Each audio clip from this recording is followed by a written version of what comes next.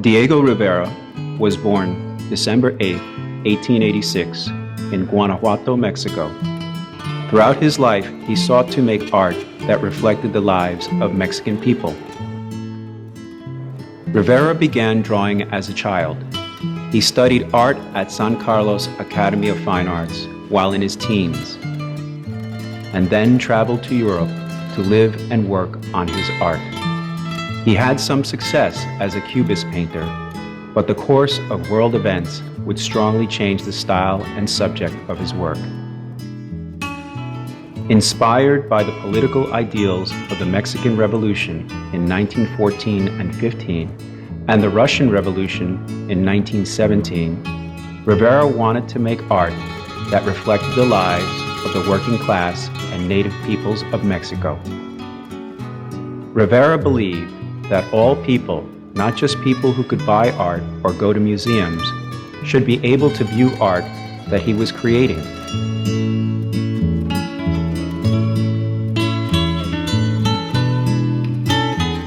He began painting large murals on walls in public buildings. Rivera's first mural, The Creation, in 1922, in the Bolivar Amphitheater at the University of Mexico, was the first important mural of the 20th century. Rivera had a great sense of color and an enormous talent for structuring his works. In his later works, he used historical, social, and political themes to show the history and life of the Mexican people.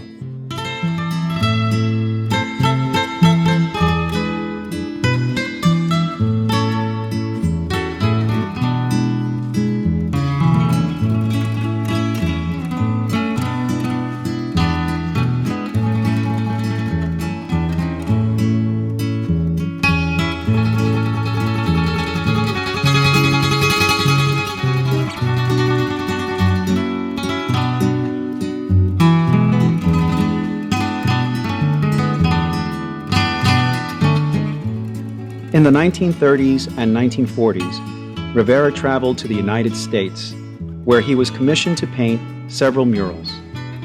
In 1932, at the height of the Great Depression, Rivera arrived in the city of Detroit. This work was to be dedicated to the American worker and was to be painted on the walls of the Detroit Institute of Arts.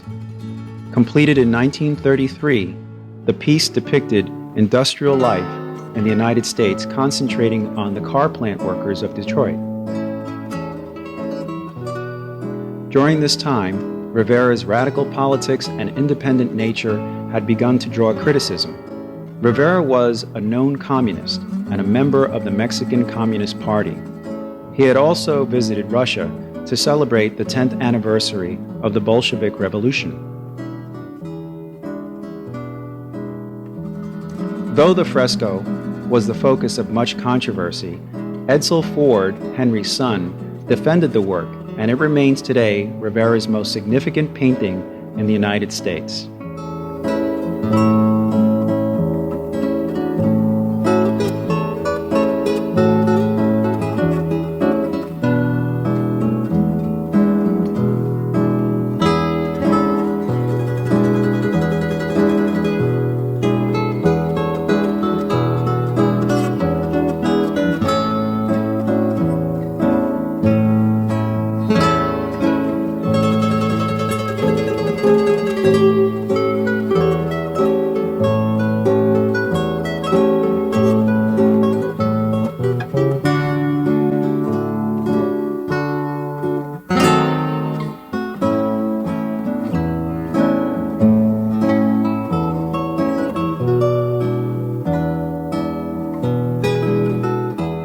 Rivera, however, did not fare so well in his association with the Rockefellers. He was hired by the family to paint a mural on the ground floor wall of Rockefeller Center in New York City. The theme of the piece, Man at the Crossroads, was to depict the social, political, industrial, and scientific possibilities of the 20th century. The mural depiction of a Russian May Day parade with workers and people living in harmony was provocative, but what would cause the most controversy was Rivera's inclusion of an image of the Russian communist leader Vladimir Lenin. This section showed Lenin joining hands in power with a black farmer, a white worker, and a soldier. The presence of Lenin in the painting hinted at an anti-capitalist flavor unpopular in America. Nelson Rockefeller requested that Rivera replace the image of Lenin. Rivera refused, but offered to add Abraham Lincoln to the work as a way of compromise. The Rockefellers ordered all the work to stop. Rivera was paid the $14,000 remainder of his $21,000 fee, and he was dismissed. Within an hour, the mural was covered over by new canvas panels. Rivera wished to get a few pictures taken of his work, but photographers were banned from the center. Somehow, a diversion was created, and one of Rivera's assistants, Lucien Bloch, snuck a camera into the building and took some pictures of the unfinished work. At midnight on Saturday, February 9, 1934, the mural was destroyed and chunks of plaster carted off in 50-gallon oil drums. These pictures are all that remain of the mural.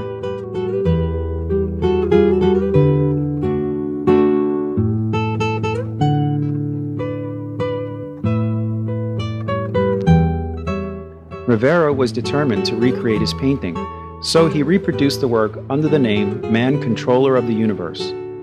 This painting can be seen in the Palace of Fine Arts in Mexico. His personal life was as dramatic as his artwork. In 1929, he married fellow artist Frida Kahlo. She was 20 years his junior. The two had a passionate but stormy relationship, divorcing once in 1939 and remarrying in 1940. Kahlo, who survived a devastating trolley car accident when she was 15, lived with extreme pain throughout her life. She died in 1954 at the age of 47. Rivera would write that Kahlo's death was the most tragic day of his life, adding that too late he had realized that most of the wonderful parts of his life had been his love for her.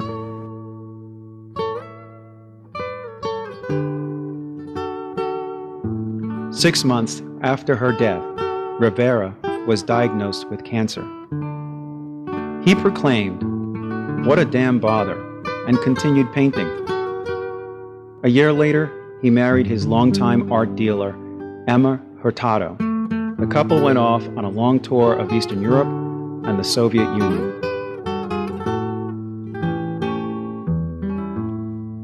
After returning to Mexico, he would revisit another controversial work.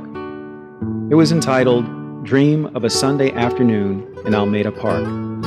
The painting had enraged Catholics when Rivera had inserted the words, "Dios no existe," God does not exist. Rivera had refused many requests to remove the words, and the mural remained draped for 9 years.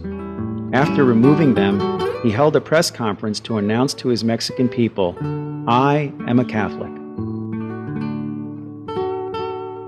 Diego painted to the end of his life. His last paintings were of the indigenous people of Mexico.